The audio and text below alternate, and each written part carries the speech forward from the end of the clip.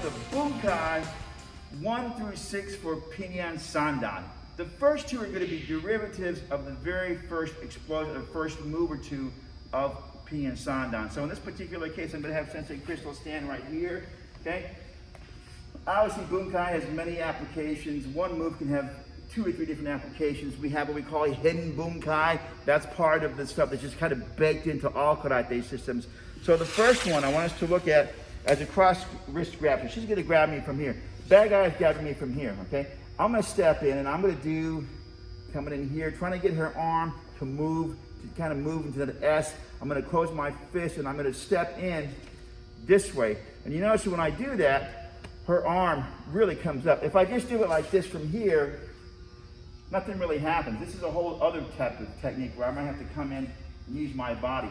But if I come in almost like a strike, moving my body in, that elbow automatically pops up. So from here, I help give credence to this elbow up. I push it up, I step forward, and she would be throwing down, okay? Now, I've seen Sensei do this. She's a trained fighter, so on her fall, she would just do a somersault and get back up and kick.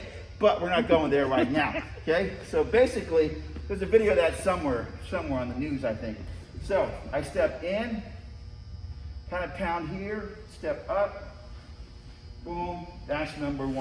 Number 2, the same type of thing. She's grabbing here. Now I'm stepping off to my number 2 position, kind of coming up and punching here. That's this move in the kata. Just like Nahachi Shodan, same type of thing, where I'm coming off over here to the side, step into my 2 o'clock clock position, and I'm changing my body, and it's a strike. No one is going to fight like this, which is what so many of us think that first move is. Like, oh, you're blocking a kick and you're blocking a punch at the same time. Nobody fights like this, okay? That is a myth. Don't believe that, okay? Not for reals. All right, here's number 3. It is basically this move in the kata. Now, I know in the kata, this hand comes down, this hand is on top, but that's not the way it really is, since if you come over here. So here comes the threat, it's a punch.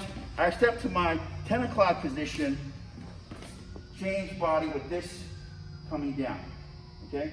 From here, I stop at the threat, I strike to the armpit or to the ribs. You always want to have tension on your tendons. One of the main reasons we train in Matsumura this way for our hand strikes or hand blocks, Shuto-uke, is to make sure we're training our tendons to be strong.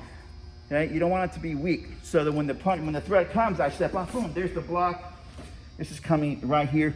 Strong tendons, not weak hand. Strong tendons, boom, right here. So that is number 3. Okay?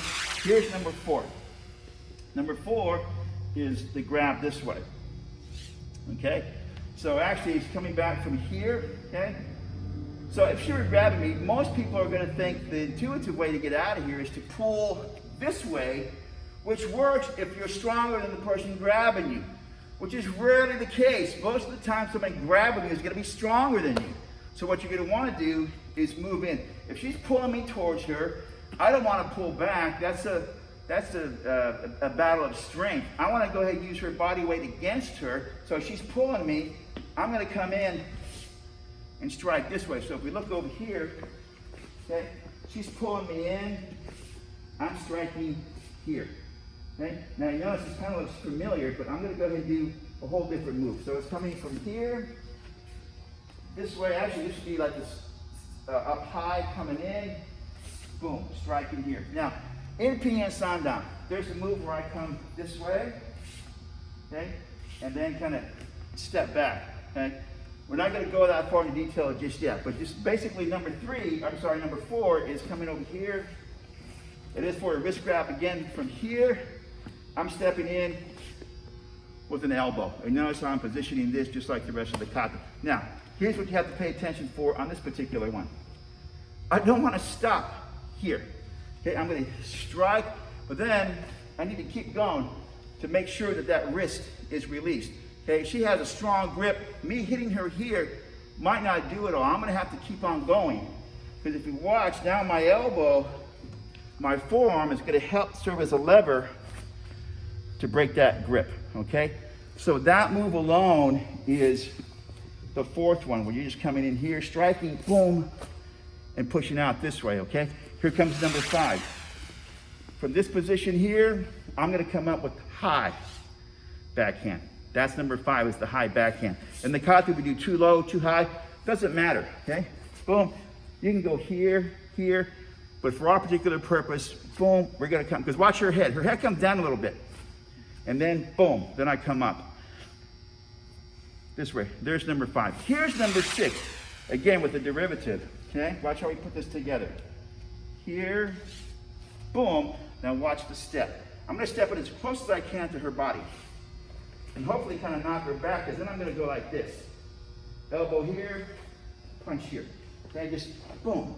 So the move at the very end, when we're doing this, okay, that's this move here. Okay, I'm coming in, I'm breaking, I'm stepping back. This should kind of knock her off balance, and you want to be close. You don't want to do this move from out here.